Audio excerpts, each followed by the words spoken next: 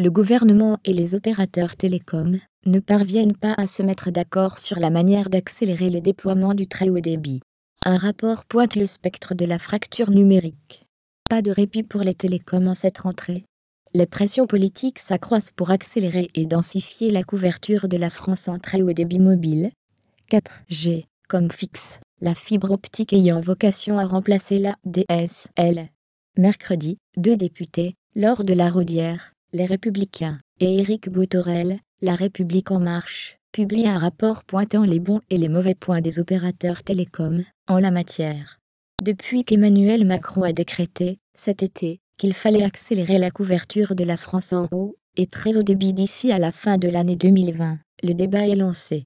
Le cap d'un bon débit pour tous apparaît tenable et pragmatique, pointe le rapport, expliquant que de nombreuses collectivités territoriales s'étaient déjà fixé cette échéance. Mais un long chemin reste à parcourir. Près de 7,5 millions de consommateurs sont privés d'un accès à Internet correct au moins 3 mégabits par seconde, NDLR, et près de 500,000 d'entre eux n'ont même aucun accès à Internet, a indiqué mardi l'UFC Que Choisir, regrettant que le déploiement de l'Internet très haut débit laisse de côté une part croissante du territoire français.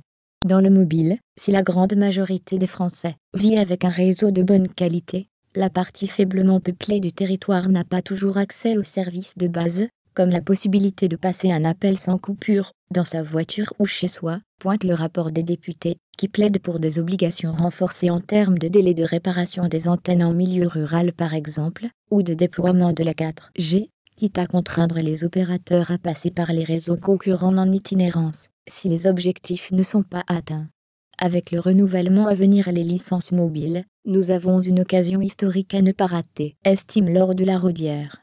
Du côté du fixe, si la fibre optique se déploie bien dans les grandes villes, les retards s'accumulent dans les moyennes agglomérations, où Orange et SFR se disputent les territoires à couvrir, ajoute le rapport.